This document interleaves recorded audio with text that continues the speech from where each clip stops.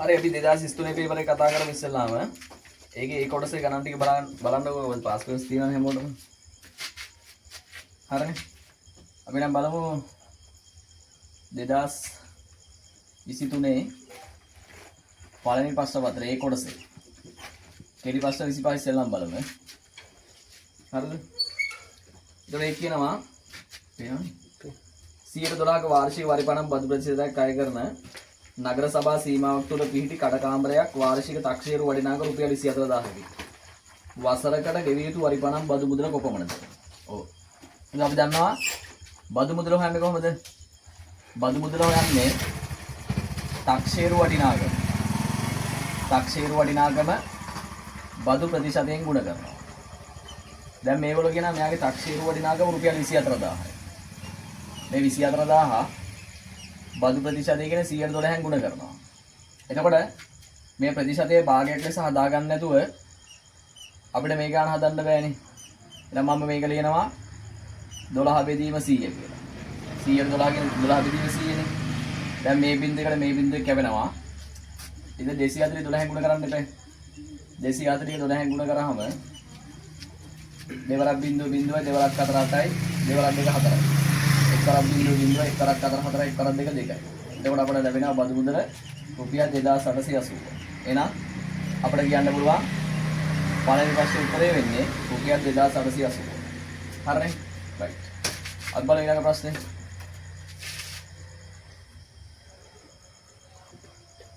ඊළඟේ තියෙන්නේ ත්‍රිකෝණ ජ්‍යාමිතික ගානන්නේ. අපි දන්නවා ත්‍රිකෝණ ජ්‍යාමිතියේ මෙන්න මේ ගානක් තියෙනවා. මෙයාගේ රූපයක් ඇඳලා මේකේ විශේෂ ලක්ෂණ දකින්න ඕනේ නේද? මේ දිනේ AB CD ලෙස මේ ත්‍රිකෝණය නම් කරලා තියෙනවා. මෙයාගේ මේ කෝණය x කියනවා. මේ කෝණය 2x කියනවා.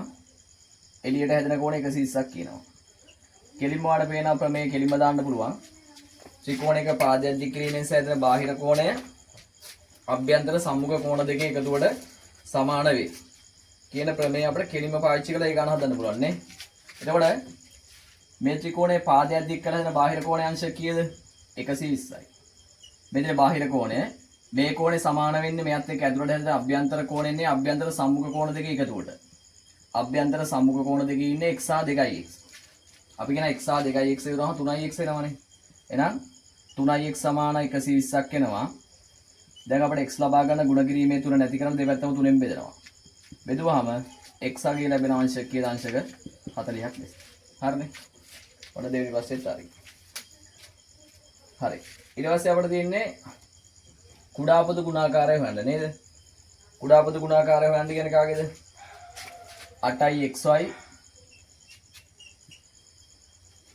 2යි x y වර්ගය සහ 12y කියන්නේ. එතකොට අපිට ඕන එකක් ඉවර කරන්න ඕන. ඕන x ඉවර කරයි නැත්නම් y ඉවර කරයි නැත්නම් ඉලක්කම් ඉවර කරයි නේද? අපි ඉලක්කම් ඉවර කරොත් අපි ප්‍රථමක සංඛ්‍යාව වලින් විතරයි බෙදන්නේ. අපේ පළවෙනි ප්‍රථමකයේ 2 දෙකෙන් බෙදුවම මෙයා 4xy එනවා. මෙයා දෙකෙන් බෙදුවම මෙයා xy වර්ග වෙනවා. මෙයා දෙකෙන් බෙදුවම මෙයා 6y වෙනවා. දැන් ඉන්නේ 4යි 6යිනේ. මේක i දෙකෙන් බෙදන්න පුළුවන්. මෙයා දෙකෙන් බෙදුවම මෙයා 2xy වෙනවා. මෙයා xy වර්ග වෙනවා. මෙයා 3y වෙනවා. දැන් ඉන්නේ 2යි 3. මෙයා i දෙකෙන් බෙදනවා. මෙයා xy වෙනවා. මෙයා xy වර්ග වෙනවා. මෙයා 3y වෙනවා. දැන් 3 ඉවර කරනවා 3ෙන් බෙදනවා. මෙයා xy වෙනවා. මෙයා xy වර්ග වෙනවා. මෙයා y වෙනවා. දැන් තියෙන්නේ අකුරු. VG අකුරු දෙකක් තියෙන x සහ y නේ. අපිට ඕන x ඉවර කරලා නැත්නම් y ඉවර කරලා. හරිද? මම x ඉවර කරනවා. x කෙන් බෙදුවම මෙයා y වෙලා, මෙයා y වර්ග වෙලා, මෙයා y වෙනවා. y ගේ බල දෙකක් දෙන වැඩි බලය අඩු බලය. අපි දන්න හැමතිස්සෙම ඉවර ගන්න අඩු බලය නේද? y ගේ වැඩි බලය, y ගේ දෙවෙනි බලය, y ගේ අඩු බලය, y ගේ පළවෙනි බලයනේ. එහෙනම් පළවෙනි බලය ඉවර කරන y ගෙන් බෙදනවා. y ගෙන් බෙදුවම 1යි, y වර්ගයේ y ගෙන් බෙදුවම y එකක් ඉතුරු වෙනවා. මෙතන එකක් එනවා. දැන් නැවත y ගෙන් බෙදුවම 1යි 1යි 1ට වැටෙනවා. මෙන්න දැන් අපිට කුඩා පොදු ගුණාකාරය ගන්න පුළුවන් නේ. ඒතකොට අපිට එනවා 2 කෑලි 3යි 3 කෑලි 1යි x කෑල්ලයි y කෑලි 2යි. එතකොට දෙවලක් 2 4 4 2 8 8 24යි 24යි xy වර්ගය. ඔන්න කතාව හරි. හරිනේ? රයිට්. අපි යන් අපේ හතරවෙනි ගාන බලන්න. හතරවෙනි ගාන කියන්නේ ABCD සමාන්තර ආශ්‍රයකි. මේ තියෙන ABCD කියන සමාන්තර ආශ්‍රය. මේ ඉන්නේ ABCD කියන සමාන්තර ආශ්‍රය. මේ සමාන්තර ආශ්‍රයේ මෙන්න මේ පැත්තට පාදයක් දික් කරලා ත්‍රිකෝණයකුත් ඇදලා තියෙනවා. මේකේ දත්ත ටික අපි ඉස්සලම ගානට දා ගන්න ඕනේ. මෙතන හරි. කියන ABCD සමාන්තර ආශ්‍රය DE සමාන්තරයි AC. DE සමාන්තරයි කාටද? AC. ඔන්න මාක් කරා. DE AC ට සමාන්තරයි. හරිද? දික් කළ BC පාදයේ මත E පිහිටයි. දික් කරමු DC පාදයේ මත E ඉන්නවා. හරි. මෙව රූපේ DCE ත්‍රිකෝණයේ වර්ගඵලය. කවුද DCE කියන්නේ? මෙන්න මේ. මෙන්න මේ ත්‍රිකෝණයේ වර්ගඵලයට සමාන වර්ගඵලයක් ඇති ත්‍රිකෝණ තුනක් නම් කරන්නේ නේද? හරි. එතකොට අපිට පැහැදිලිවම කියන ABCD සමාන්තර ආශ්‍රයන්නේ. ඒ කියන්නේ මේ ABCD කියන සමාන්තර ආශ්‍රය. ABCD කියන්නේ මොකද්ද? සමාන්තර ආශ්‍රය. හරි. අපි දන්නවා සමාන්තර ආශ්‍රයේ විකර්ණ දෙකක් යා කරාම සමාන්තර ආශ්‍රයේ විකර්ණ දෙකක් යා කරාම ඒ විකර්ණ මගින් මෙයාගේ වර්ගඵලය සමච්ඡේදනය වෙනවනේ. එහෙනම් මෙන්න මේ ත්‍රිකෝණයේ වර්ගඵලයට මේ ත්‍රිකෝණයේ වර්ගඵලය සමාන වෙනව නේද? ඔව්. ඊට පස්සේ අපිට කියන්නේ DCE ත්‍රිකෝණයේ වර්ගඵලයට සමාන වර්ගඵලයක් තියෙන ත්‍රිකෝණ තුනක් නම් කරන්න කියලානේ. හරි. එතකොට අපි කොහොමද ඒක හොයාගන්නේ? අපි ඉතින් බලන්න ඕනේ මේ ත්‍රිකෝණයේ වර්ගඵලයට සමාන ත්‍රිකෝණයක් මේ රූපය ඇතුලේ කොහේ හරි තිබ්බවන්න එපේ. අපි එතකොට බලන්න ඕනේ මේ ත්‍රිකෝණයේ වර්ගඵලයට සමාන ත්‍රිකෝණ තුනක් කොහේ හරි තියෙදි කියලා නේද? හරි. ඔයාලා මම තව අමතර දෙයක් කියනවා මේකේ. හරිද? මෙන්න මේ වගේ සමාන්තර ආශ්‍රයක් යනදාම මේ විකර්ණ දෙකක් ගැහුවාම මේ විකර්ණ දෙකෙන් ත්‍රිකෝණ හතරක් ඇදෙනවනේ. මේ ත්‍රිකෝණ හතරේ වර්ගඵල සමාන වෙනවා. අපි කියනවා ත්‍රිකෝණ හතරේ වර්ගඵල සමාන වෙනවා. මොකද මේ ත්‍රිකෝණ අංග සම කරන්න පුළුවන් නේ. අංග සම කරාම මේ ත්‍රිකෝණ හතරේ වර්ගඵල සමානයි. එතකොට ඔයාලට කියන්න වෙනවා මේ DCE ත්‍රිකෝණයට සමාන වර්ගඵලයක් තියෙන ත්‍රිකෝණ තුනක් නම් කරනවානේ. එතකොට මෙන්න මේ ත්‍රිකෝණයට සමාන වර්ගඵලයක් තියෙන තවත් ත්‍රිකෝණ තුනක්. ඒතර අපිට කියන්න පුළුවන් මේ ත්‍රිකෝණ තුන ගත්තට පස්සේ මෙන්න මේ ත්‍රිකෝණය සහ මේ ත්‍රිකෝණය ගත්තොත් එකම සමාන්තර පාද දෙක සහ එකම ආධාරකයේ මතට පිහිටන්නේ. එතකොට අපිට කෙලින්ම කියන්න පුළුවන් මේ DCE ගේ වර්ගඵලයට සමානයි කවුද කෙලින්ම? ACD. ACD ත්‍රිකෝණයේ වර්ගඵලය මෙයාට කෙලින්ම සමානයි. මෙයාගේ වර්ගඵලය මේ ත්‍රිකෝණයට කෙලින්ම සමානයි. ඒක එකම ආධාරකයේ සහ එකම සමාන්තර රේඛා දෙක අතර පිහිටනවා. ACD ගේ වර්ගඵලය සමානයි කාටද? ACD ගේ වර්ගඵලය සමාන ABC ට. ත්‍රිකෝණයේ සමාන්තර ආශ්‍රයයකට ගැහුවට පස්සේ විකර්ණයක් කෙලින්ම සමච්ඡේදනය වෙනවනේ. එහෙනම් මෙතන ත්‍රිකෝණ දෙකක් එනවා. ඊට පස්සේ අර දැන් මම එකක් කිව්වනේ මොකද්ද කිව්වේ? මෙයාගේ සමාන්තර ආශ්‍රයයක් ගැහුවාම මේ හතර පැත්තට හැදෙන ත්‍රිකෝණ හතරේම වර්ගඵල සමාන වෙනවනේ. එහෙනම් මේ ත්‍රිකෝණයේ වර්ගඵලය මේ ත්‍රිකෝණයේ වර්ගඵලය මෙයයි සමානයිනේ. එතකොට මෙයාගේ වර්ගඵලයට මෙයා සමාන වෙනවා. ඒ වගේම මෙයාගේ වර්ගඵලය මෙයාගේ වර්ගඵලයත් මොකද වෙන්නේ? ඒත් සමානයි. එහෙනම් අපිට කියන්න පුළුවන් තව වෙනයි තියෙන තව ත්‍රිකෝණයක් ABD ත්‍රිකෝණය. ABD ත්‍රිකෝණයත් එයාගේ වර්ගඵලයටම සමාන වෙනවා. අනිත් පැත්තෙන් එනවා කවුද? BCD ත්‍රිකෝණය. මේ ත්‍රිකෝණ හතර මොකද වර්ගඵලයෙන් වෙන්නේ? සමාන වෙනවා. මෙන්න ත්‍රිකෝණ තුනට මම හතරක්ම දැම්මා. පැහැදිලිද? හරි. ඊට පස්සේ කියනවා ලඝු හතරේ පාදයේ x සමානයි 3 නම් ලඝු හතරේ පාදයට x සමානයි 3 නම් x යගේ සොයන්න. හරි. අපි දන්නවා මෙන්න මේ ලඝු නීතියක් තියෙනවා. ලඝු A පාදයට B සමානයි C නම් දැන් පුතේ මෙයාගේ පාදේ මෙයාට ගියාම මොකද වෙන්නේ? මෙයාගේ A පාදයේ C සමානයි B වෙනවා. නේද? ඔව්. එහෙනම් අපි මෙතෙන්දී ලඝු ගණකය නැති කරන්න පුළුවන්. මේ ලඝු ගණකයට අදාළ පාදේ මෙයාට දෙනවා. මෙයාට දීපුවම මොකද වෙන්නේ? මෙතන x තනි වෙනවා. මෙයා 4 පාදයට 3 වෙනවා. දැන් x වගේ කෙලින්ම කවුද? 4 තුන්වෙනි පාදේ. 4 තුන්වෙනි බලය. පුතේ 4 තුන්වෙනි බලය ගන්න අපි 4 තුන් පාරක් ගුණ කරනවා. 4 වරක් අතර 16 16 වරක් අතර කීයක් වෙනවද? 64ක් වෙනවා. x වගේ සමාන කීයද කෙලින්ම 64ක. හරිද? ඊට පස්සේ කියනවා සුළු කරන්න කියලා නේද? සුළු දෙයක් කියනකොට පොඩි කරන්න. ඒ කියන්නේ සුළු කරන්න පුළුවන් ක්‍රම ගොඩයි. එකතු කරලා සුළු කරන්න පුළුවන්. අඩු කරලා සුළු කරන්නත් පුළුවන්. ගුණ කරලා සුළු කරන්නත් පුළුවන්. බෙදලා සුළු කරන්නත් පුළුවන්. මෙතනදී VG භාග දෙකක්. මෙන්න මේ VG භාග දෙක බෙදලානේ සුළු කරන්න කියන්නේ. එහෙනම් මම මේක බෙදලා සුළු කරනවා. අපි දන්නා කවදාවත් භාග බෙදන්න බෑ. අපි කියන හැමතිස්සේ භාග ගුණ කිරීමක් වෙන්න බෑ. මෙයා ගුණ කිරීමක් බවට පත් වෙද්දී උඩයට මාරු වෙනවා. පරස්පරයට යනවනේ එහා පැත්තේ භාගේ. එතකොට දැන් මේක සුළු කරන්න උඩයට කපන්න පුළුවන් නේ. මෙයා කැපෙනවා මේ 3ට 3 එකයි 9ට 3 කීයද 3යි. මෙයා දෙවරච්චක් කරේ 4ට 2 2යි 2ට 2 1යි. මේ වයිටත් මේ වයි කපන්න පුළුවන් නේ. මෙතනින් එහාට මේක සුළු කරන්න බෑ. ඒක උඩින් එනවා 2 ගුණ කිරීම x කියන්නේ 2x යටින් එනවා කවුද 3. එහෙනම් මේක සුළු කරාම එන උත්තරේ තමයි 2x යට 3. right.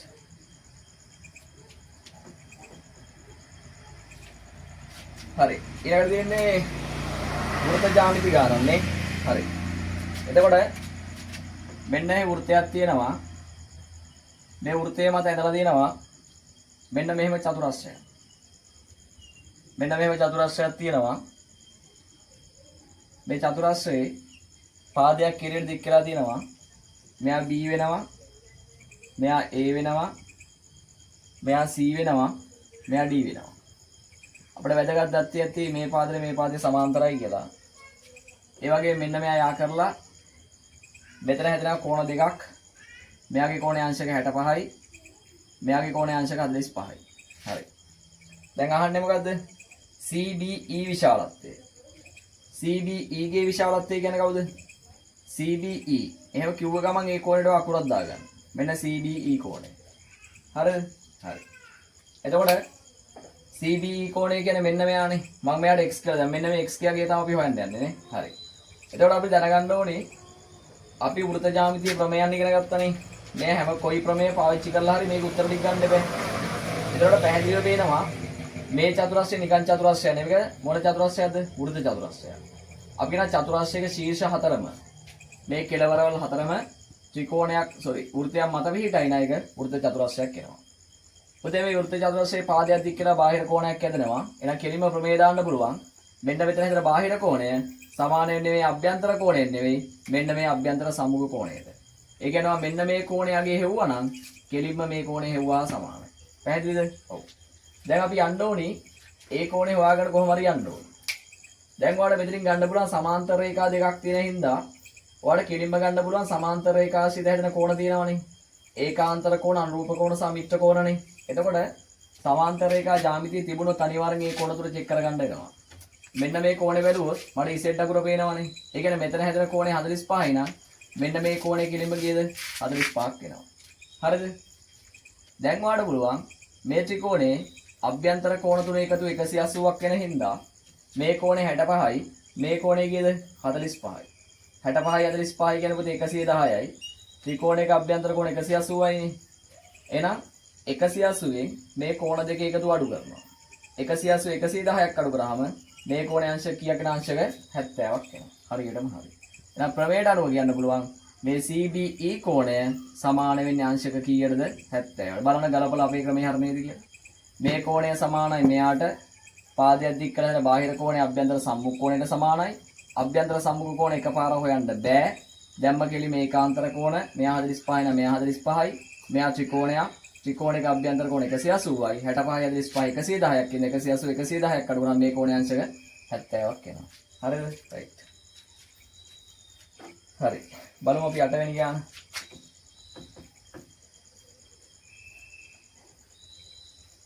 දෙදස් 23 වර්ෂයේ නිමල්ගේ මාසික ආදායම රුපියල් 1,38,000ක් විය. මෙයාගේ මාසික ආදායම රුපියල් 1,38,000. ඊට කියනවා නිමල් රුපියල් ලක්ෂයකට වඩා වැඩියෙන් ලැබූ ආදායමට 106ක ආදායම් බද්දක් ගෙවීමට සිදුවේ. එතකොට මෙයා 1,38,000 පඩි ගත්තර මේ 1,38,000 බදු අය කරන්නේ නැහැ. එයාගේ බද්ද අය කරන්නේ ලක්ෂයට වඩා වැඩියෙන් ගන්න මුදලටනේ. එන 1,38,000 ලක්ෂයක් අඩු කරාම මෙයාට බදු අය කරන්න මෙන්න මේ මුදලට. බදු අය කරන මුදල කොච්චරද? රුපියල් 38,000. මෙයාට බදු අය කරන්නේ රුපියල් කීයකටද? රුපියල් 38,000කට විතරයි. පැහැදිලිද? ඔව්. ඔයාලා කියනවා ලක්ෂයට වඩා ගන්න මුදලට. ඒ කියන්නේ මේ 38,000ට 100ට 6ක බද්දක් අය කරනවනේ. එහෙනම් මම මේ ගුණ කරනවා 100ට 6. 38000 100ට 6න් ගුණ කරාම මෙයා ගෙවන්න ඕනේ බදු මුදල එනවනේ. එතන මේ බින්දුවකට මේ බින්දුව කැපෙනවා. 386න් ගුණ කරාම එයා ගෙවන්න ඕනේ බදු මුදල හම්බ වෙනවා. 6 වරක් බින්දුව බින්දුවයි 6 වරක් අර 48න් අර 4ක් ඉතුරුයි. 6 රතුල 18යි 4යි 22යි. රුපියල් 2280. එහෙනම් මෙයා ගෙවන්න ඕනේ මාසික බද රුපියල් 2280. පැහැදිලිනේ? ලක්ෂයට වඩා ගන්න බදු ලක්ෂයට වඩා ගන්න මුදලට තමයි බදු අය කරන්නේ. ඒ කියන්නේ එයා ගන්න බැටුපේ පළවෙනි රුපියල් ඉඳන් බදු අය කරන්නේ නැහැ. බදු අය කරන්නේ නැහැ එහෙම. ඒක ලක්ෂයට වඩා වැඩියෙන් ගත්තොත් ඒ මුදලට අදාළ විතරයි බදු අය කරන්නේ නේද? හරි. අපි බලමු ඊළඟ ගාන. මොකද ඊළඟ ගාන කියන්නේ? ඊළඟ ගාන කියනවා මෙන්න මෙහෙම දෙයක්. මෙන්න මේ සමචතුරස්‍රයක් තියෙනවා. මේ සමචතුරස්‍රය හා බද්ධ වෙච්ච කේන්ද්‍රික ඛණ්ඩයක් තියෙනවා මෙන්න මෙතන. පැහැදිලිද? මෙතන සමචතුරස්‍රයේ මේන් එක කවුද? ABCD සමචතුරස්‍රය. මෙතන ඉන්නේ E. මේ කේන්ද්‍රික කෝණයේ අංශක 45. right. රූපේ දැක්කන්නේ අරය සෙන්ටිමීටර් 14ක් වූ කේන්ද්‍රික ඛණ්ඩයක කේන්ද්‍රික කෝණයේ අංශක 45ක් තිච්ච කේන්ද්‍රික ඛණ්ඩයක් සහ ඉගෙන මොකද්ද මේ කේන්ද්‍රික ඛණ්ඩයේ අරය 14යි. එන රූපයක් ගතද්දී වර්ගඵලයේ පරිමිතියෙද්දී අනිවාර්යයෙන්ම රූපෙට දත්ත දාන්න. අපි දන්නා කේන්ද්‍රික ඛණ්ඩයේ දෙපැත්තේ අරයන් දෙකනේ. ඒ කියන්නේ මේ පාදයේ ටික 14යි නේ මේ පාදයේ ටිකක් කීයද? 14යි. දැන් අපිට පේනවා තව එකක්. මේ දෙකේ සමචතුරස්‍රයන්නේ. සමචතුරස්‍රයේ පාද හතරම දිගින් සමාන හින්දා මෙයා 14යි නම් මෙයාත් 14යි. මෙයාත් 14යි මෙයාත් කීයද? මෙයාත් 14ක් වෙනවා. හරි. දැන් අහනවා සංයුක්ත රූපයේ පරිමිතිය. එහෙනම් ඔයාලට තියෙන්නේ මේ රූපයේ පරිමිතිය නේද? අපි දන්නා ඕනෑම තල රූපයක පරිමිතිය හොයන්නේ ඒ රූපයේ වටේ දිගවල වල එකතු වෙන්නේ. එහෙනම් එක ලක්ෂයකින් පටන් ගන්න මේ රූපේ වටේ යන්න දෙන්නේ. මේ දිග 14යි. මේ දිග කීයද? 14යි. මේ දිග ගත්තොත් මේ දිගත් 14යි. මේ දිග ගත්තොත් මේ දිගත් 14යි. අපිට එක කැලලක් විතරයි හදන්න දෙන්නේ. මෙන්න මේ දිග. මේ මොන දිගක්ද? මේක රේඛීය දිගක් නේ මොන දිගක්ද? චාප දිගක්. අපි දන්නවා කේන්ද්‍රික ඛණ්ඩයක චාප දිග හොයන්නේ 360න් θ ගුණ කිරීම 25 ආ. එතකොට θ කෝණයේ අංශක 45ක් වෙනවා. යට 360යි. 2 කියන්නේ 2යි. 5 කියන්නේ 7න් 22යි. මෙයාගේ අරේ 14යි. 360න් 45ක් කියන්නේ 8න් එකක්. 8න් 1 ගුණ කිරීම 2. ගුණ කිරීම 7න් 22 ගුණ කිරීම 14. දැන් අපිට කපන්න පුළුවන් නේ. 4 7 1යි. 14ට 7 2යි. 8ට 2 4යි. 2ට 2 1යි. 4ට 2 2යි. 2ට 2 1යි. 2ට 2 1යි. 22ට 2 11යි. මෙන්න ආව චාප දිග 11යි. දැන් මේ චාප දිගත් මෙයාට එකතු කරා නම් කෙලින්ම මෙයාගේ පරිමිතිය ආවා. 14 කෑලි 4යි 1යි 2යි 3යි 4යි 11 කෑලි. 4යි 8යි 12යි 16යි 17යි 7 එකක් විතර 1යි 2යි 3යි 4යි 5යි 6යි. මෙයාගේ පරිමිතිය කිරීම සෙන්ටිමීටර කියන 77ක් වෙනවා. පැහැදිලිද? right. හරි. ඊට කියනවා 10 වෙනි ගානේ මොකද්ද කියන්නේ? 10 වෙනි ගානේ කියනවා ඔයාලට ලක්ෂ දෙකක් දීලා තියෙනවානේ. ලක්ෂ දෙකක්. මේ ලක්ෂ දෙකේ ඛණ්ඩාංකය දීලා තියෙනවා. මේ තියෙන 1 ලක්ෂයක්, මේ තියෙන අනිත් ලක්ෂය. ඔයාලට කියනවා 0.15 ලක්ෂ හරහා යන සරල රේඛාවේ සමීකරණ ලියන්න කියනවනේ. අපි දන්නවා සරල රේඛාවක සමීකරණය ලියන්නේ y = mx ධන c හැඩේ. මේක m කියන්නේ අනුක්‍රමණය, c කියන්නේ මොකද්ද? අන්තක්ඛණ්ඩය. එහෙනම් අපි මේක සමීකරණය ලියන්න නම් අනුක්‍රමණය සහ අන්තක්ඛණ්ඩය හොයන්න බෑ. අපි දැන් අනුක්‍රමණය හොයන්නේ දෙන ලද ලක්ෂ දෙකේ y ඛණ්ඩාංක වල වෙනසින් x ඛණ්ඩාංක වල වෙනස මොකක් කරනවද? අඩු කරනවා. දැන් පළවෙනි ලක්ෂය ගත්තොත් මෙයාගේ x ඛණ්ඩාංකය මෙයා මම x1 කියන්නම් මෙයා y1. දෙවෙනි ලක්ෂය ගත්තොත් මෙයාගේ x ඛණ්ඩාංකය x2 කියන්නම් මෙයාගේ y ඛණ්ඩාංකය y2 වෙනවා. දැන් y ඛණ්ඩාංක වෙනස x ඛණ්ඩාංක වෙනස අඩු කරන්න එපා අනුක්‍රමණය ගන්න. එතකොට මම මෙයාගේ y ඛණ්ඩාංකය ගන්න කවුද? 5. මෙයාගේ y ඛණ්ඩාංකය කවුද? 2. y ඛණ්ඩාංක වෙනස අරගෙන ඒ වෙනස x ඛණ්ඩාංක වල වෙනසෙන් බෙදන්න එපා. ඔයා දැන් තෝරගත්තේ පළවෙනි ලක්ෂය විදිහට මෙයානේ. දැන් එතකොට x වල වෙනස ගද්දිත් ඔයා මුලින්ම ගන්න ඕනේ මෙයා. මෙයාගෙන් ගන්න බෑ. x වල වෙනස ගද්දිත් මෙයාගේ x ඛණ්ඩාංක එකක් වෙනවා. මේ x කණ්ඩාංකය කීයක් එනවද? බිඳුවක් එනවා. 5න් 2ක් අඩු කරාම 3යි 3 යට 1යි 3 යට 1 කියන්නේ අනුක්‍රමණය 3යි. right. අන්තක්ඛණ්ඩය කියන්නේ මොකද්ද? අපි ඇඳහම ප්‍රස්ථාරයක් මේ සරල රේඛාවක් ඇඳලා පස්සේ මෙන්න මේ සරල රේඛාව y අක්ෂයේ ස්පර්ශ කරනවානේ.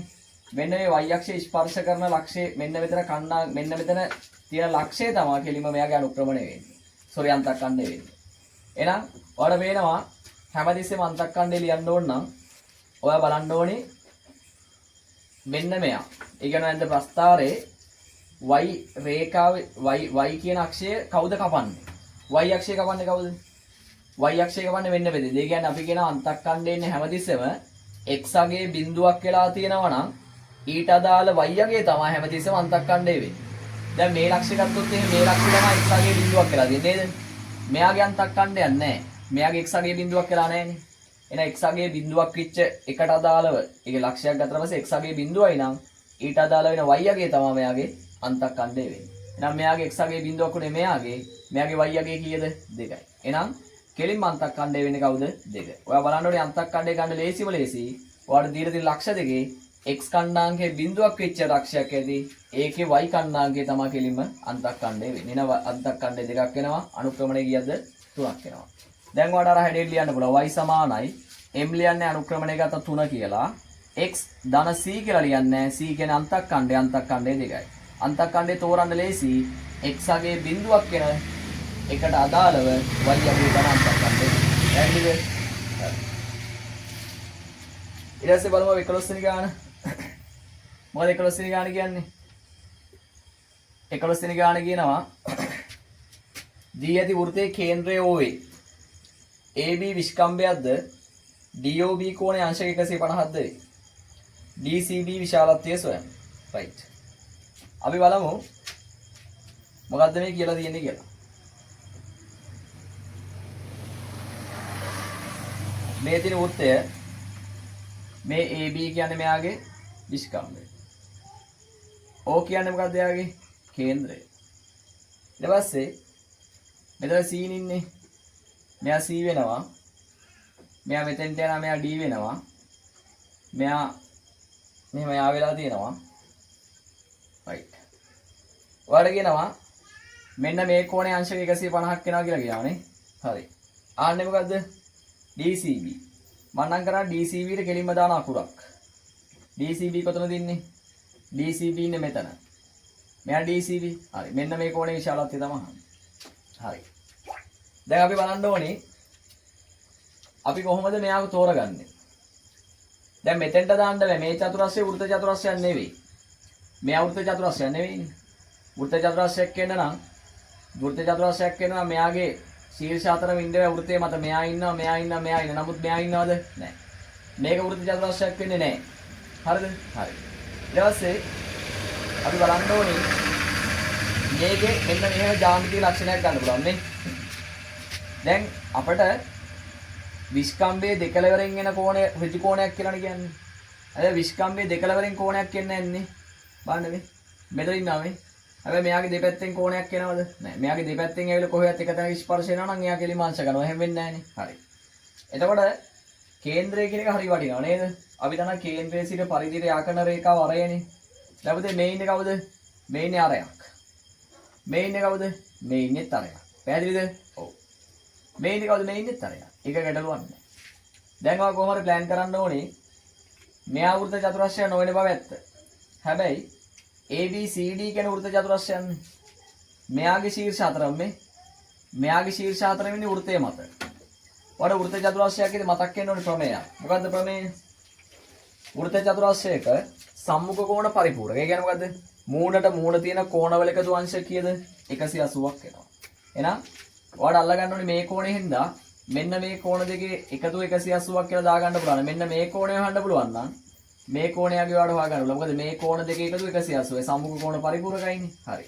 දැන් අපිට මේ කෝණය හොයන්න පුළුවන් මේ දින සරල රේඛාවක් මත හැදෙන කෝණ 180යිනේ. එහෙනම් මේ අංශ කීයද? 30යි.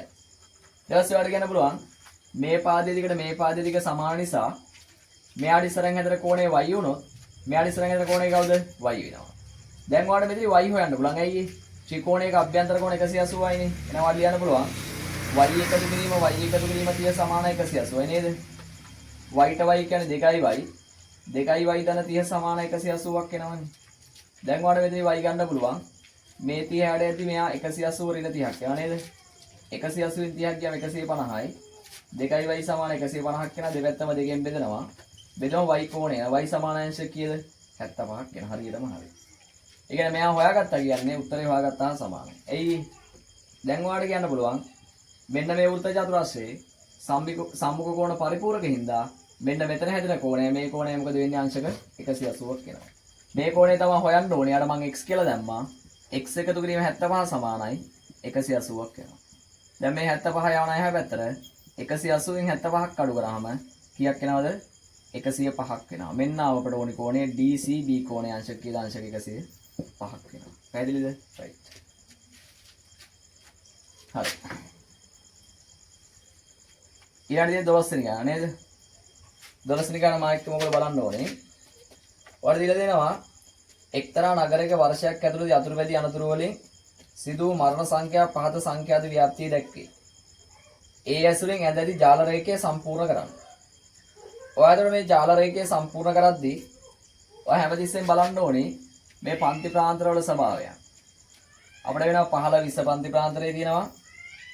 20 25 පන්ති ප්‍රාන්තරේ තියෙනවා. 25 30 පන්ති ප්‍රාන්තරේ තියෙනවා.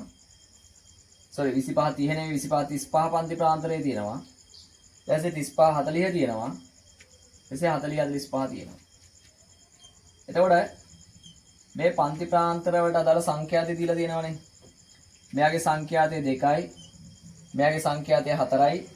මෙයාගේ සංඛ්‍යාතය 12යි. මෙයාගේ සංඛ්‍යාතය 8යි. මෙයාගේ සංඛ්‍යාතය 6යි.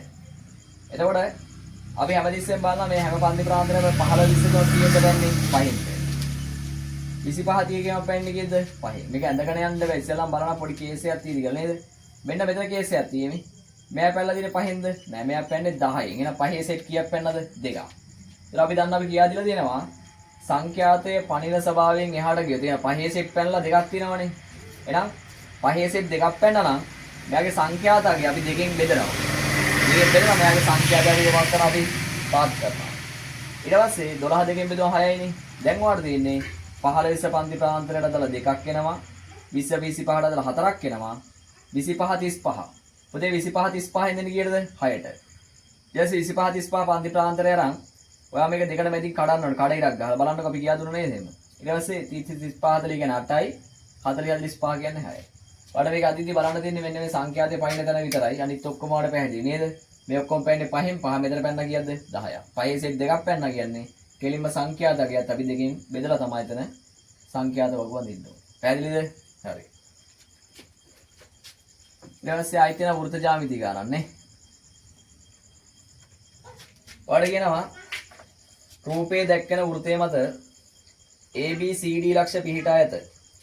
තවද AD සමාන්තරයි BC වේ. දී ඇති තොරතුරු අනුව CPD කෝණයේ විශාලත්වය අහනවා.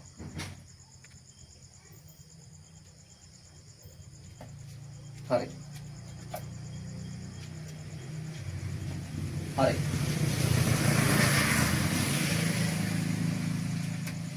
මේ තියෙන්නේ වෘතය. මේ වෘතේ මෙයා AD වෙනවා. මෙයා AC වෙනවා. මෙයා B වෙනවා. මෙයා P වෙනවා. මේ පාදයේ සමාන්තර වෙනවා. මේ කෝණය අංශක 40ක් වෙනවා. අහන්නේ කවුද? CPD. පුතේ CPD කිව්ව ගමන් දාන්න අකුර. CPD ට මම දාන x කියලා. කවුද CPD කියන්නේ මෙයා? මෙන්න මේ කෝණය හොයන්න ඕනේ. දැන් ඉතින් හොයන්න දෙන්නේ. අපි කොහොමද මේ කෝණය හොයන්නේ? මේ කෝණය අපි කොහොමද හොයන්නේ? කොහොමද හොයන්නේ? දැන් ඔයාලට මතක් වෙන්න ඕනේ වෘත්තාශ්‍රිත ප්‍රමේයයක් තියෙනවා. එකම ඛණ්ඩයේ සෑදෙන කෝණ සමාන වේ කියනවනේ. නැත්නම් අපි කියනවා දැන් ගත්තොත් එහෙම මෙන්න මෙයා ගත්තොත් මේක සුළු වෘත්ත ඛණ්ඩය. මෙයානේ සුළු වෘත්ත ඛණ්ඩය. මේ සුළු වෘත්ත ඛණ්ඩයේ දෙපැත්තෙන් කෝණ එනවනේ. මෙයාගේ දෙපැත්තෙන් මෙතෙන්ට කෝණයක් එනවා. මෙයාගේ දෙපැත්තෙන් මෙතෙන්ට කෝණයක් එනවා. ඒ කියන්නේ එකම ඛණ්ඩයේ කෝණ සමාන හින්දා අතන හැදෙන කෝණය 49ක් කීයද? 40. එකපාර උත්තරේට යන්න බෑ. හරිද? දැන් සමාන්තර රේඛා තියෙදි චෙක් කරන්න බෑ ඒකාන්තර අනුරූප කෝණ. ඔයාලම පේන මෙතන ඒකාන්තර කෝණ නේ. රයිට්. එහෙනම් මේ කෝණය 40 මෙයාත් 40ක් එන අයියේ. ඒකාන්තර කෝණ. මෙයා 40ක් ඉන්නේ මෙයා 40ක් ඉන්නේ. ඒකාන්තර කෝණ. රයිට්. දැන් x කියන්නේ මොකද්ද? x කියන්නේ මෙන්න මේ BPC ත්‍රිකෝණයේ පාදයක් දික් කළ හැර බාහිර කෝණයනේ. එහෙනම් මේ බාහිර කෝණය සමාන වෙන්න ඕනි මේ අභ්‍යන්තර සම්මුඛ කෝණ දෙකේ එකතුර. අභ්‍යන්තර සම්මුඛ කෝණ දෙකේ හැදෙන අංශක 40 කෝණ දෙකක් නේ. නම් මේ CPD කෝණය සමානයි 42ක් එකතු අංශක කියලා අංශක 80ක් වෙනවා. පැහැදිලිද? හරි. අපි බලමු ඊළඟට 14 වෙනි ගාන. ඔයාලම හැමතිස්සෙම කියන අන්තිම පාස් පේපර්ස් තුන හොඳට බලාගෙන යන්න විභාග ලියද්දී. මොකද ඒකෙන් තමයි ලැබෙන්නේ. ඔයගොල්ලෝ බුද්ධ ආගම සිංහල හැම ලියද්දී තේරෙන්නේ නැති. තව විෂයන් ලියද්දී තේරෙනවා ඔයගොල්ලන්ට අනිවාර්යෙන් හම්බෙන්නේ හැමතිස්සෙම මේ පාස් පේපර්ස් වල ආකෘතිය හා සමාන දේවල්. හරිද? ඉතින් අනිවාර්යෙන් පාස් පේපර්ස් ටික හොඳට බලාගෙන යන්න. හරිද? රයිට්. ඊට පස්සේ අපිට තියෙන්නේ මොකද්ද? පතුලේ වර්ගඵලයේ වර්ග සෙන්ටිමීටර් 77ක් වූ ඍජු ප්‍රිස්ම හැඩති භාජනයක. ඒ කියන්නේ මෙන්න මෙයාගේ ප්‍රිස්මයක් තියෙනවා. මේ ප්‍රිස්මේ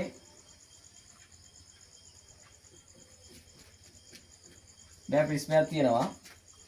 මෙයාගේ පතුලේ වර්ගඵලය නෙවෙයි ත්‍රිකෝණය.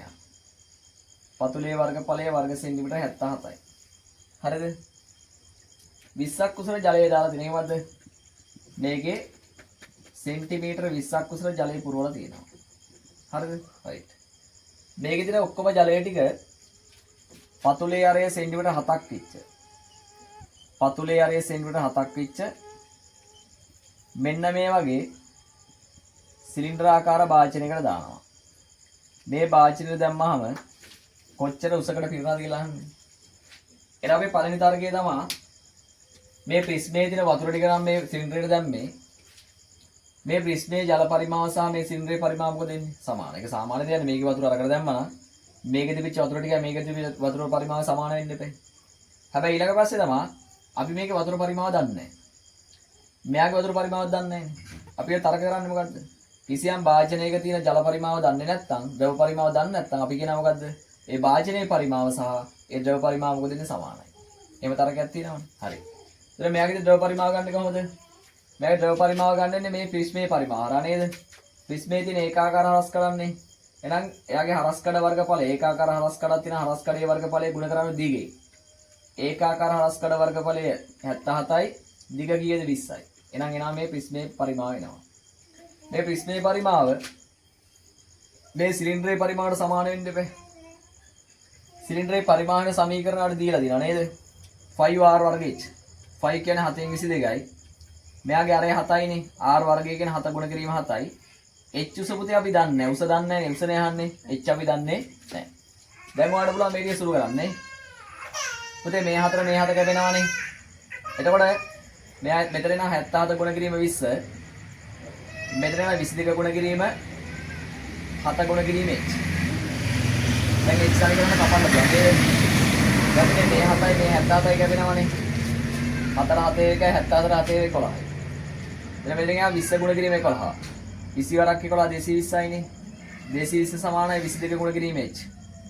දැන් ඔයාලට h ගන්න ඕන නම් ගුණ කිරීමේ 22 නැති කරන්න දෙපැත්තම 22කින් බෙදනවා. දෙපැත්තම 22කින් බෙදුවාම 220 22කින් බෙදුවා කීයද? h උස සෙන්ටිමීටර් 10ක් වෙනවා. ඒ කියන්නේ මේකේ වතුර මේකට දැම්මාම සෙන්ටිමීටර් කීයක් උසට වෙනවා? සෙන්ටිමීටර් 10ක් උසට පිරෙනවා. පැහැදිලිද? හරි. ඊළඟ යන මොකද්ද? සාධක සොයන්න නේ. පුතේ සාධක වන ප්‍රධාන ක්‍රම තුනයි. මොකද්ද? පොදු සාධක සෙවීම, වර්ග දෙක අන්තරේ සාධක සෙවීම සහ ත්‍රිපද වර්ගජ ප්‍රකාශන වල සාධක සෙවීම නේද? අපිට දැක්ක ගමන් පේනවා මේක ත්‍රිපද වර්ගජ ප්‍රකාශනයක්. 3x වර්ගය 2x = 1යි. ත්‍රිපදයක සාධක කරන්නේ වර්ග පදේ නියත පදයෙන් ගුණ කරනවා. ගුණ කරද්දී බලන්න අපි ලකුණ දිහා. මෙයාගේ ලකුණ ධන, මෙයාගේ ලකුණ ඍණ. ධනයි ඍණයි ඍණ පුතේ. එහෙනම් ඍණ 3x වර්ගය හැදෙනවා. පුතේ යම් සංඛ්‍යා දෙකක් ගුණ කරාම ඍණ උත්තරයක් හම්බ වෙනවා නම් මේ ගුණ කරන දෙනාගේ ලකුණ අසමාන වෙන්න එපේ. අපි කියන එකම ලකුණ ධන වේ වෙනස් ලකුණු ඍණ වේ කියලා කියන්නේ. අනිවාර්යෙන්ම එක්කෙනෙක් ධන අනිත් එක්කෙනා ඍණනේ. අපි මුලින්ම ධනද ඍණද කියලා බලන්නේ කොතනින්ද? මැද පදේ ලකුණ නේද? ඉතින් මැද පදේ ලකුණ ධන නිසා මුලින්ම දාන්නේ මම ධන, ඊළඟ දාන්නේ කවුද මම ඍණ. පුතේ ඉලක්කම් දෙක ගුණ කරාම 3 එන්නත් ඕනේ. මේ ඉලක්කම් දෙක එකතු වෙමින් මැද පදේ සංගුණ කියන දෙක එන්නත් ඕනේ. එනවා නියමට ගැලපෙන උත්තරේ කවුද? 3යි x වරක් 2යි. බලන්න sorry 3යි x වරක් 1. 3 වරක් 1 1යිනේ. හරි. ධන 3යි ඍණ 1යි කියන්නේ ලකුණු අසමාන දෙන්නෙක් එකතු වෙන්නේ. ලොකු එකෙන් පොඩි එක අඩු කරාම 2යි ධන 2යි x වෙනවා නේද? එහෙනම් මේක ත්‍රිපදයේ පද 4ක් වෙනවා. මේ ධන 2යි x දෙන්නේ මෙහෙම. ධන 3යි x නේ 1යි x නේ 2. දැන් පද 4යිනේ. පද 4යි නම් පද දෙකෙන් දෙකට සාධක ගන්නවා. මෙයාගේ සාධකේ 3යි x 3x ගත්තාම මෙතන x ධන 1ක් එනවා. මෙතන x ඇතුළට යන්න ගන්න ඍණ 1 එළියට. ඍණ 1 ගත්ත ගමන් x ධන 1 ඇතුළට යනවා. අපි දන්නා මේ වරහණමයි මෙතනත් තියෙන්නේ නේ. දැන් මේ දෙන පොදු සාධකයක් කියන x ධන 1 කියලා. මේ x ධන 1 එළියට ගත්තාම අනිත් පැත්තට එන කවුද? 3x ඍණ 1. ඔයාලට කියනවා මෙයාගේ එක සාධකයක් x ධන 1ලු අනිත් සාධකේ කවුද කියලා අහන. මේ විදිහට හදලා ලියන්න. එහෙනම් සාධකේ කවුද? 3x ඍණ 1. එක සාධකයක් දෙනවනේ. හරි. ඊට කියනවා ගුණෝත්තර ශ්‍රේණිය නේද? හරි. ඔයාලා ගුණෝත්තර ශ්‍රේණි ගාන හදද්දී සූත්‍ර ටික මතක් වෙන්න ඕනේ. මොනවා සූත්‍ර? පද වෙන සූත්‍රය මොකද්ද? tn සමානයි ar n ඍණ 1යි. ඔයා දන්නා a කියන්නේ පළවෙනි පදය, r කියන්නේ පොදු අනුපාතය, n කියන්නේ පද ගාන. නේද? කොහොමද පොදු අනුපාතය ගන්නෙ? ගුණෝත්තර ශ්‍රේණියේ පොදු අනුපාතය ගන්න එක ළඟ පද දෙකක් කරා පසු පදයෙන් පෙර පදේ අඩු කරනවා නේද? සමාන්තර ශ්‍රේණියක තියෙන මොකද්ද? සමාන්තර ශ්‍රේණියක තියෙන පොදු අනුපාතනේ පොදු අන්තරය. අන්තරයක් ගන්න මොකද කරේ? පසු පදයෙන් පෙර පදේ මොකක් කරාද? අඩු කරා එක ළඟ. ඒ කියන්නේ එක ළඟ තියෙන පද දෙකක් නේද? අපි කියන අනුයාත පද දෙකක් කරන් පසු පදයෙන් පෙර පදේ අඩු කරන්න දෙපේ. හරි. ඔයාලා කියනවා මේ දත්ත වලට දාන්න දෙන්නේ ගුණෝත්තර ශ්‍රේණියේ දෙවන පදය 6ද? දෙවන පදේ 6ද? t2 දෙවෙනි පදේ කවුද? 6යි. පස්වෙනි පදේ 162ද වෙයි. t5 පස්වෙනි පදේ 162ද වෙයි. හරි. දැන් යන්නේ මොකද්ද? පොදු අනුපාතය සොයන්න. හරි. දැන් එතකොට මේ සූත්‍රයට ආදේශ කරන්න ගියා කියන්නකෝ. මේ සූත්‍රයට ආදේශ කරන්න ගියොත් මෙතන t2 කියද්දි මේ t n වෙනකොට 2 ඉන්නේ n දන්නවා. හරිනේ වාට n ආදේශ කරගන්න පුළුවන්. ඕකේ ඒක හරි. දැන් tn කියන්නේ n දන්නාගේ මෙයා හරිනේ මෙයා හරි. දැන් t2 කියන්නේ මෙයාත් දන්නවා. ඒ කියන්නේ මෙයාත් දන්නවා මෙයාත් දන්නවනේ. හැබැයි ඔයා ඒ දන්නවද? ඒ දන්නේ නැහැ. ඒ දන්නේ නැතුවට පොදු අනුපාතය ගන්න පුළුවන්ද? බෑ. ඔයාලට මතක ඇති අපි කියන ගුණෝත්තර ශ්‍රේණියක ඕනෑම පදයක් ලියන්න අපි ළඟ තියෙන සූත්‍ර. පළවෙනි පදේ ලියන්නේ a කියලා එක දන්නවා. දෙවෙනි පදේ ලියන්නේ ar ගේ ar. ඒ කියන්නේ දෙවෙනි පදේ නම් දෙක නම් දෙකෙන් එකක් අඩු වෙලා තමයි මෙතෙන් එන්නේ ar ගේ 1. තුන්වෙනි පදේ කවුද?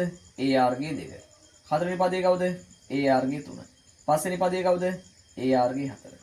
එහෙනම් ඔයාට මේ දෙවෙනි පදේ සහ පස්වෙනි පදේ a සහ r ඇසුරෙන් ලියන්න නැතුව ගාන හදන්න පුළුවන්ද? බෑ. එහෙනම් මම ලියනවා දෙවෙනි පදේ ලියන්නේ කොහොමද? ar ගේ 1. ar ගේ 1 සමානයි කීයද? 6යි. පස්වෙනි පදේනේ කොහොමද? ar ගේ 4 සමානයි කීයද? 162. අපි දන්නවා සමාන්තර ශ්‍රේණිය හදද්දී අඩු කිරීමන්නේ කරේ. ගුණෝත්තර ශ්‍රේණිය හැදිලා ගුණ වෙලා හෝ බෙදිලානේ හැදෙන්නේ. එහෙනම් මේ දෙක බෙදන්න ඕනේ නේද? එහෙනම් ඔයාලට පේනවා දෙවෙනි සමීකරණය පළවෙනි සමීකරණයෙන් බෙදුවාම වම් පැත්තේ වෙන්නේ මොකද්ද? ar ගේ 4 ar ගේ 162 වෙනවා කියන්නේ 5. මෙතන a ට a කැපෙනවා.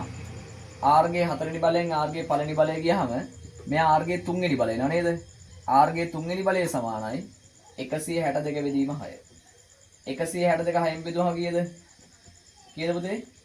27යි. r ගේ 3 වෙනි බලය සමානයි 27යි. දැන් ඔයාගෙන් අහන්නේ මොකද්ද? ඔයාගෙන් අහන්නේ පොදු අනුපාතය නේද? එතකොට ඔයාලා දැන් මේ සූත්‍රය දාලා හදන්න බෑ කියලා ඉස්ලාම් තේරෙන්න ඕනේ. ඊට පස්සේ ඔයාලා මතක් වෙන්න ඕනේ ඕනෑම පදයක් ලියන්න පුළුවන් a සහ r ඇසුරින්. දැන් ඒතර මෙතන r හොයන්න නම් මෙයාත් අපි 3 වෙනි බලෙන් ලියන්න දෙපේ. දැන් මෙයාගේ බලයේ ඉන්නේ 3නේ. දර්ශකයේ 3. එහෙනම් මෙයාගේ දර්ශකය 3 ෙන් ලියන්න දෙපේ. අපි දන්නා 27 කියන්නේ කීයේ 3 වෙනි බලයේද? 27 කියන්නේ 3 3 වෙනි බලය නේද? අපි කියන දර්ශකයට දර්ශකයේ සමානයි නම් පාදයට පාදයේ සමාන වෙන්න දෙපේ. r ගේ 3 සමානයි 3 3 නම් මෙයාගේ දර්ශකයක් 3 මෙයාගේ දර්ශකයක් 3. එහෙනම් පාදයට පාදයේ සමාන වෙලා පාදයේ කිලිම ගියක් වෙනවද? 3ක් වෙනවා. r සමානයි කීයද? 3ක් වෙනවා. හරි.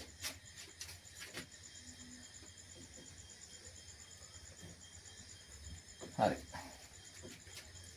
ඊළඟට බලමු අපි 18 වෙනි ගාන නේද? හරි. 18 වෙනි ගාන අපි බලමු. right. 18 වෙනි ගාන මොකක්ද කියන්නේ? ත්‍රිකෝණ විදිය නේද? හරි. පුතාට මතක් වෙන ත්‍රිකෝණ විදිය ප්‍රධාන අනුපාත තුනනේ. එකක් තමයි sin අනුපාතය, අනික තමයි cos අනුපාතය. අනික තමයි tan අනුපාතය නේද? sin කියන්නේ සක, cos කියන්නේ බක, tan කියන්නේ සබ. මොකද මේ ඍජු කෝණීය ත්‍රිකෝණයකට පමණයි මේක දාන්න පුළුවන් නේ. අපි දැන් ඍජු කෝණයට ඉස්සරහින් ඉන්න කර්ණපාදය මම මේ θ කෝණයට අදාළ වර්ධයක් වූ sin cos tan මේ θ කෝණයට ඉස්සරහින් ඉන්න සම්මුඛ පාදයේනේ. මෙයා කවුද? බද්ධ පාදේ නේද? සම්මුඛ පාදයේ කර්ණයෙන් බෙදුවා sin වෙනවා. ඊට පස්සේ බද්ධ පාදයේ කර්ණයෙන් බෙදුවා cos වෙනවා. සම්මුඛ පාදයේ බද්ධ පාදයෙන් බෙදුවා කවුද එන්නේ? tan වෙනවා නේද? ඒවට මතක් වෙන්න ඕනේ. හරිද? right. ඔයාලට කියන්නේ මෙන්න මේ වගේ ABC ඍජු කෝණීය ත්‍රිකෝණයක් තියෙනවා. sorry ABC නෙමෙයි ABF දෝදනේ. හරි මේ බලන්න. මෙන්න මේ වගේ ත්‍රිකෝණයක් තියෙනවා. මේ A කෝණයේ අංශක 90යි. මෙතනදී B කෝණය. මෙතනදී කවුද? F කෝණය නේද? රූපේ දැක්කෙන පරිදි AB නම් සිරස්කසක් පාමුල සිටින සමතල බිමෙහි F ස්ථානයේ ළමෙක් සිටී. මෙන්න මෙතන ළමෙක් ඉන්නවා. හරි. එම ළමයාට ගසේ මුදුන පෙනෙන ආරෝහණ කෝණය. මොකද මෙතන ළමයා ඉන්නේ. අපි දන්නවා මෙතනම ඉන්නවා නම් අපි ඇස් මට්ටම තියෙනවනේ. මේ ඇස් මට්ටමෙන් ඉහළට සෑදෙන කෝණනේ ආරෝහණ කෝණ කියන්නේ. මතකයි නේද? ඇස් මට්ටම ඒ කියන්නේ අපිට හැමදෙස්සම කෝණ හැදෙන්නේ නැහැ. ඇස් මට්ටමෙන් උඩට හැදෙනවා නම් ආරෝහණ කෝණයක්. ඇස් මට්ටමෙන් පල්ලෙහාට හැදෙනවා එක අවරෝහණ කෝණයක් නේද? ඔයාලට කියන මේ ගහේ මුදුන පේනවලු මෙන්න මේ ළමයාට ඇස් මට්ටමෙන් උඩට හැදෙන කෝණේ ආරෝහණ කෝණේ අංශක කීයෙන්ද? අංශක 50කින් ආරෝහණ කෝණේ A වෙනවා. මේ කෝණය මොකක් කියලා A වෙනවා නේද? හරි. ABF කෝණය අංශක 50ක් වෙනවා. ABF කියන්නේ මෙයානේ. මෙන්න මෙයා අංශක 50ක් වෙනවා. එහෙම වෙනවනම් A ගියා කියනවා. මේකේ බලාපොරොත්තු වෙලා තියෙන්නේ මොකද්ද? මේකේ බලාපොරොත්තු වෙලා තියෙන්නේ ළමයා ආරෝහණ කෝණය හෝ අවරෝහණ කෝණය මාක් කරලා පෙන්වන්න දන්න දෙච්චරයි. කෙලින්ම කතා වන්නේ මෙයා තමයි ආරෝහණ කෝණය මෙයා A. මේ කෝණය 50යිලු. මේ කෝණය 90ක් කියලා දීලා දිනවා. වගේ යන ඒ කෝණය. කෙලින්ම තියෙන ත්‍රිකෝණමිතිය නේද? දැන් තියෙන මොකද්ද? ත්‍රිකෝණ ජ්‍යාමිතිය නේද? ත්‍රිකෝණයක අභ්‍යන්තර කොණ 180යි. එහෙනම් A එකතු කිරීම 50 එකතු කිරීම 90 සමාන 180 නේද? පුතේ 50යි 90යි 140යිනේ. A එකතු කිරීම 140 සමාන 180ක් වෙනවා. එහෙනම් A ගන්න පුළුවන්. එහා පැත්තට ලැබෙ 140. 180න් 140ක් අඩු කරාම A කෝණයේ අංශක කීයක් වෙන අංශක 40ක් බවට පත් වෙනවා. පැහැදිලිද? හරි. ඊට පස්සේ කියනවා සම්භාවිතාව නේද? හරි. පුතේ සම්භාවිතාව කොහොමද අපි ලියන්නේ? ඕනෑම සිද්ධියක සම්භාවිතාව ලියන්නේ එම සිද්ධියට අදාළ අවයව ගාන නියති අවකාශයේ මුළු අවයව ගානෙන් බෙදනවනේ. ඒක තමයි සම්භාවිතාව ලියන ක්‍රමය නේද? දැන් කිව්වොත් එහෙම ළමයි 7 දෙනෙක් ඉන්නවා දෙන්නෙක් පිරිමි ළමයි. පිරිමි ළමයි කීමේ සම්භාවිතාව ලියන්නේ කොහොමද? අපිට කිව්වොත් එහෙම ඔක්කොම ළමයි ඉන්න 7. ඉතින් ඔක්කොම ළමයි ඉන්න 7 දෙනෙක්. මේ 7 දෙනාගෙන් පිරිමි ළමයි දෙන්නෙක් ඉන්නවා. පිරිමි ළමයි කීමේ සම්භාවිතාව ලියන්නේ කොහොමද? ඔක්කොම අවයව 7යි. පිරිමි ළමයි 2 7න් 2යි. සම්භාවිතාව ලියන්නේ එහෙමනේ. හරි මේකෙත් කියන්නේ එහෙම නේද? බෝංචියට පැකට්ටුවක බෝංචියට සියල්ලෙම පැල ලැබෙන අතර, ඒ කියන්නේ බෝංචියට තියෙන ඔක්කොගෙම පැල එනවා. ඒවා අතරින් රෝග සහිත පැලයක් ලැබීමේ සම්භාවිතාව. ඒ කියන්නේ මොකද්ද? රෝග සහිත පැලයක් ලැබීමේ සම්භාවිතාව 0.02යි. හරිද? දැන් සම්භාවිතාව ලියලා හුරු කොහොමද අපිට? භාගයක් ලෙසනේ. මේකේ තියෙන දශමයක්. දැන් මේ දශම සංඛ්‍යාව භාගයක් බවට පත් කරන්න බැරිද? පුළුවන්. කොහොමද කරන්නේ? අපි කියනවා මේ දශම සංඛ්‍යාව භාගයක් කරන්නේ භාගයේ ලවය හැදෙන්නේ කොහොමද? ලවය හැදෙන්නේ ඔක්කොම අමතක කරලා පූර්ණ සංඛ්‍යාව විතරයි. එහෙනම් බිඳුව වැඩක් නැහැ මුකුත්. කෙලින්ම ලවයට එන්නේ 2. කොහොමද හරය හදන්නේ? අපි බලන දශම දිරවස් ඉලක්කම් කීය 2යි. එහෙනම් යටට බිඳු කීයක් වෙනවද? 2යි. එකත් එක බිඳු 2ක් වෙනවනේ. රෝග සහිත පැල ලැබීමේ සම්භාවිතාව කියන්නේ 100ට 2ක්. වඩ කියනවා මේ ඔක්කොම ඇට 300ක් හිටෙව්වොත් රෝග සහිත පැල කීයක් හම්බ වෙනවද කියලා අහනවා නේද? එහෙනම් පුතේ 100ක් හිටෙව්වහම 2ක් වෙනවා නම් 100ට එන්නේ 2 නයි 300ට කොච්චරද බලන්නේ කොහොමද අපි 100 ගුණ කරනවා 3. එහෙනම් මෙයා හරය 3න් ගුණ ලවය 3න් ගුණ වෙන්න බෑ. මෙයා 3න් ගුණ කරද්දී ඇට 300ක් හිටෙව්වොත් පැල කීයක් වෙනවද? රෝග සහිතව පැල 6ක්. එහෙනම් රෝග සහිත පැල ගාන 300ට 6යි. පැහැදිලිද? හරි. right. right. ආයි තියන්නේ 20 වෙනි ගාන නේ. 20 වෙනි ගාන බලන්න. 20 දන්න නේද? ඒක සමීකරණයක් තියෙන්නේ. ඒක මොන සමීකරණයක්ද? සරල සමීකරණයි. එහෙම කියන්නේ. නොදන්නා පද එකයි. නේ? මම 20 දන්න තියෙන්නේ 2යට 3යි එරින 4ට 9යි සමානයි කීයද 1ට 18යි. දැන් මේකේ විශ්ලේෂණය කියන්නේ මොකද්ද? ඒකයගේ ගන්න දෙපේ. ඒකයගේ ගන්න දෙපේ ඒ තැන් දෙකකින්ද නේද? අපි එක තැනකට ගෙන්න දෙපේ. දැන් මෙයාගේ මෙයා අඩු කරලා හරය සමාන කරලා අඩු කරන්න දෙපේ. මොකද අපි දන්නවා මෙයා 9යි කරන්න මෙයා 3ෙන් ගුණ කරන්න දෙපේ. මෙයාත් ගුණ කරනවා 3ෙන්. මෙතන කවුද එන්නේ? මෙතන ඉන්නේ 4යට 9යි නේද? සමානයි කීයද? 1යට 18යි. පුතේ දෙවරක් 3 6යි. 6යට 9යි අඩු කිරීම 4යට 9යි සමානයි කීයද? 1යට 18යි. පුතේ 4න් 6ක් අඩු කරාම කීයද? 2යි. නම් 2යට 9යි සමානයි 1යට 18ක් වෙනවනේ. දැන් අපි හොයන්න යන්නේ ඒ ඉන්නේ කොහෙද? හරේ. අපි කියන හරේ ඉන්නව නම් කිලිම දාන්න මොකද හරස් කුඩේ. මේකේ 2 ගුණ වෙනවා 18න් 9යි ඒ ගුණ වෙනවා කාගෙන්ද 1. පුතේ දෙවරක් 18 කීයද? 36යි. 36 සමානයි 9යි ඊට වඩා ඒ වුණා දෙපැත්තම 9න් බෙදෙනවා. දෙපැත්තම 9න් බෙදුවාම මෙන්න ඒ වලා ගේනවා. ඒ සමානයි කීයද? 4ක් වෙනවා. හරිද? හරි. ඉස්සර බලන්න තියෙන්නේ මොකද්ද? කුලක. කුලක ගන්න බලමු. වඩ කියන්නේ මෙන්න මෙහෙම කුලකයක් දීලා තියෙනවා. මේ කුලකේ A සහ B කියලා කුලක දෙකක් ඉන්නවා. මේනේ A කුලකය මේනේ කවුද? B කුලකය. පුතේ A කුලකේ අවයව ඉන්නවා 1 7 2 මෙතන ඉන්නවා. B කුලකේ ඉන්නවා 3 4 5 6. සෝරි 5 ඉන්නේ B. ඔයාලා අහන්නේ මොකද්ද? මෙන්න මේ කුලකයට අයිති අවයව ගන්න යහන කාටද? ඒ අනුපූරක මේල B. ඔයාලට මතකයි මම කුලකවල අවයව හොයන්න කිව්වා. මේලය හෝ ඡේදනයේ තියෙනවා නම් කෙලින්ම කඩන ඉතින් දෙකට. ඡේදනයට කියන අපි සහ කියලා මේලෙට ගමද අපි හෝ කියලා. එහෙනම් මේලෙට ලියන්නකො හෝ කියලා නේද? හරි. ඉතින් දෙපැත්තට කැඩෙන දෙකට අපි වෙනම සංකේත දානවා නේද? මම A ගේ අනුපූරකයට හරි දානවා. B කුලයට දානවා මොකද්ද? කතිර. පුතේ A ගේ අනුපූරකය කියන්නේ මොකද්ද? A ටයි තියෙන ඕන කොටස නේද? පුතේ A ටයි තියෙන ඇති කැලේට මම හරි දානවා. මෙයාටත් A ටයි තියෙනවා. මෙයාත් A ටයි තියෙනවා. එහා පැත්තේ B කුලකේනේ. B කුලකයට අයිති කැලේට දානවා මොකද? මම කතිරේ නම් මෙයාට කතිර දානවා. මෙයාට කතිර දානවා. හරි. දැන් මොකද එන්නේ? කතිරය හෝ හරිය. පුතේ කතිරය හෝ හරිය තියෙන ඕනි තැනක අපේ උත්තරේ තියෙනවා. කතිරේ තිබුණත් හරි, හරිය තිබුණත් හරි, හරියයි කතිරේ දෙකම තිබුණත් හරි. එහෙනම් 2 එනයි කතිරේ තියෙයි. 3 4 එනයි sorry. කතිරේ හරියයි දෙකම තියෙයි. 5 6 එනවා කොහොමද ඇයි හරිය තියෙයි. බලන්න හරිය නේද කියලා. හරි බලන්න අපි මතක් කරගන්න මේ ටික එතකොට. හරි නේද? හරි. දැන් කියනවා රූපේ දැක්වෙන තොරතුරු භාවිතා කර රූපේ දැක්වෙන තොරතුරු භාවිතා කර මෙන්න මේ BCD ගහනවානේ. එතකොට මේ දෙක ත්‍රිකෝණය නේද? මේ ඉන්නේ A, මේ ඉන්නේ B, මේ ඉන්නේ C, මේ ඉන්නේ කවුද D. පුතේ මේක ඍජුකෝණීය ත්‍රිකෝණයක්. මේ පාදයේ දිග 2.6යි. මේ පාදයේ දිග සෙන්ටිමීටර් 7යි. මේ පාදයේ දිග සෙන්ටිමීටර් 7යි. ඔයගෙන් අහනවා BC දිග. ඔයාලට මතක් වෙන්න ඕනේ ඉතින් සාමාන්‍යයෙන් අපි ත්‍රිකෝණයක පාදවල දිග හොයන මොකද්ද මතක් වෙන්නේ? මෙයන් කියන්නේ පයිතගොරස් ප්‍රමේය නේද? එහෙනම් පුතේ එකපාර පයිතගොරස් ප්‍රමේය දාන්න බෑ. මං අල්ලන ADC ත්‍රිකෝණය. මම මෙයාට පයිතගොරස් ප්‍රමේය දානවා. මෙයාට දැම්මම මොකද වෙන්නේ? පයිතගොරස් ප්‍රමේයෙන් කියන්නේ කර්ණපාදයේ වර්ගය ඉදිරි පාදයේ වර්ගවල එකතුර සමානයි කියලානේ. එහෙනම් මට කියන්න පුළුවන් මේ කර්ණපාදයේ 7යිනේ.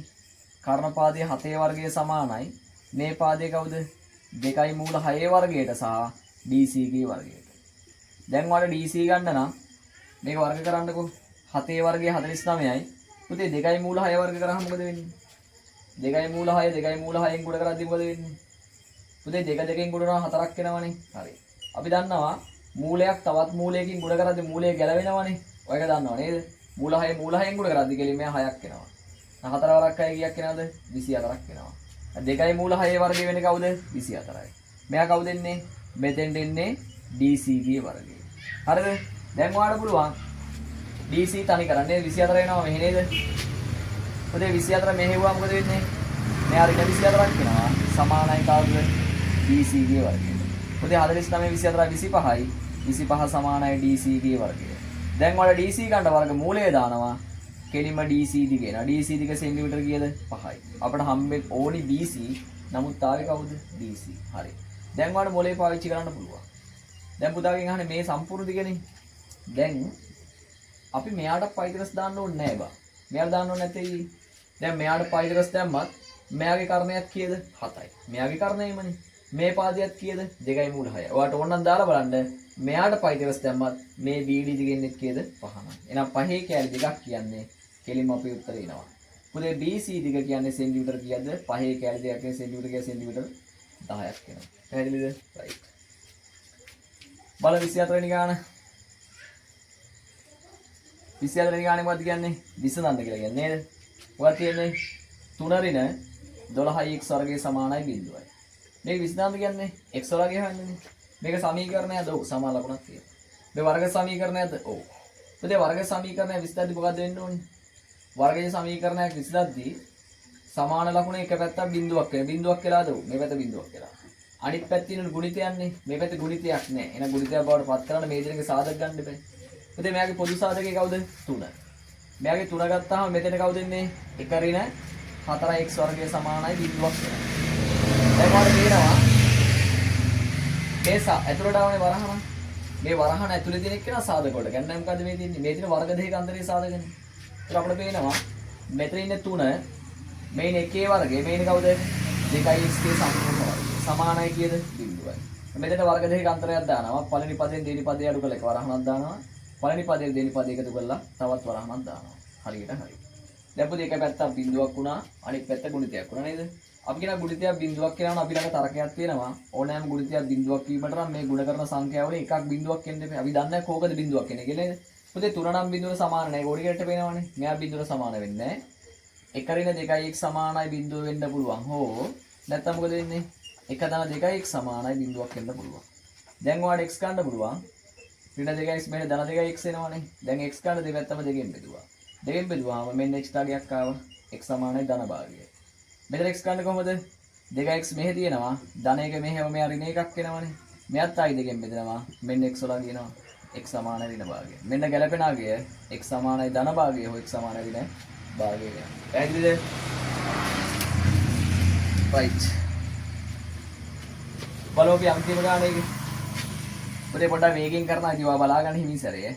මතක් කරලා බලන්න පාඩමත් එක්ක. හරි. ඔයාලට කියනවා මෙන්න මෙහෙම ABC කියලා ගෙවල් තුනක් තියෙනවා. මෙතන A ගේ මෙතන B ගේ නේද? හරි.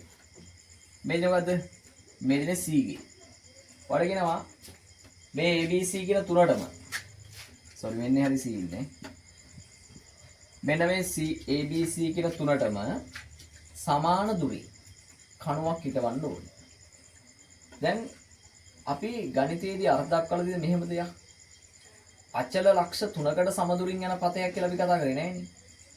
එහෙනම් අපිට කරන්න දෙන්නේ මෙහෙමයි. අපි කරන්න ඕනේ අචල ලක්ෂ දෙකක් අල්ල ගන්නවා. AB කියන අචල ලක්ෂ දෙකක් ගත්තනේ. මෙයාගේ සමදුරින් යන පතය කියන්නේ මොකද්ද? මෙන්න මේ AB ට සමදුරින් යන පතය කියන්නේ මෙන්න මේ රේඛාවේ ලම්බ සමච්ඡේදය නේද? ඒගොල්ලෝගේ ඇඳලා දීලා නේද? හරි. එහෙනම් මෙන්න මේක තමයි ලම්බ සමච්ඡේදය නේද? ඒ කියන්නේ මේ රේඛාවේ ඕනි තැනක කණුව හිටෙව්වොත් Aට තියෙන දුර සහ B ට තියෙන දුර සමානයි. හරිද? කොහේ හිටෙව්වත් එහෙම හරිද? හැබැයි මෙන්න මෙතන හිටෙව්වා කියන්නකෝ. Aටයි Bටයි සමානයි. හැබැයි පුතේ Cට මොකද වෙන්නේ? Cට Aටයි A කියන්නේ කණුවට A වල A සිට දුර සමානයි. B සිට දුර සමානයි. හැබැයි Cට කිට්ටුයි නේද? ඔව්. එහෙනම් එහෙම ගන්න පුළුවන්ද? එහෙම ගන්න බෑ. මේක හරි. AB ගේ සමදුරින් යන එක්කෙනා මෙයා. දැන් මොකද කරන්නේ? දැන් කරන වැඩේ BC කියන රේඛා දෙක අතර. BC කියන ලක්ෂ දෙක ගන්න. එයාගෙත් ලම්බ සමච්ඡේදය ගන්නවා. මොකද BC ගේ ලම්බ සමච්ඡේදය ගහම මොකද වෙන්නේ? BC ගේ ලම්බ සමච්ඡේදය ගහම මෙන්න මෙතනින් ආවා කියන්නකො. හරියට හරි. දැන් මේ මොකක්ද තියෙන්නේ? මේ රේඛාවේ ඕනි තැනක ගත්තොත් BC ට සහ CC ට දුර මොකද වෙන්නේ මෙයාට? සමානයි. එතකොට අපිට දැන් ඕනේ ABC කියන තුනටම සමදුරින් යන එක මොකද්ද? AB ගේ ලම්බ සමච්ඡේදකයන් දනේ එයා සහ BC ගේ ලම්බ සමච්ඡේදකයන් දනේ එයා සහ අන්නේ දෙකම කැපෙන තැන තියෙන්නේ. ඒ කියන්නේ මේ ඇඳපු ලම්බ සමච්ඡේදක දෙක කැපෙන ලක්ෂය තමයි A සිටයි B සිටයි C සිටයි කියන තුනටම සමදුරින් යන පතේ වෙන්නේ. ඔන්න පළවෙනි ප්‍රශ්න පත්‍රය සාකච්ඡා කරා.